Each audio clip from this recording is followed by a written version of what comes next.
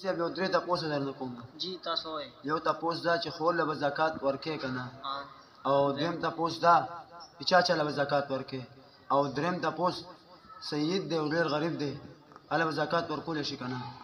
نو اول تپوس دا دی چې خور له زکات ورکولی شي او که نه، نو خور له زکات ورکولی شي. په تا وایي حقاني لیکلي دي چې خور له زکات ورکولی شي. دویم سوال دا دی چې زکات به چا باندې کېږي او چا له ورکړو.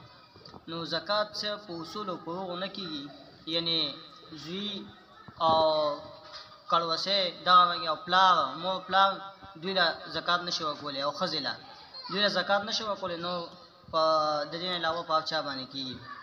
او دریم سوال دا دی چې سید له زکات ورکوې یا تاسو وایئ چې هغه غریب دی، نو البته هغه له زکات نشي ورکولی، خو البته داسې چل ورسره وکړي چې یو فقیر له یو بل کس له زکات ورکړي، هغه د هغې مالک کړي، چې کله هغه په هغې باندې ملکیت راشي په هغه پیسو باندې، نو هغه بیا د سید له هبه کړي او ورد کړي، هغه بیا د سید له ورکړي. نو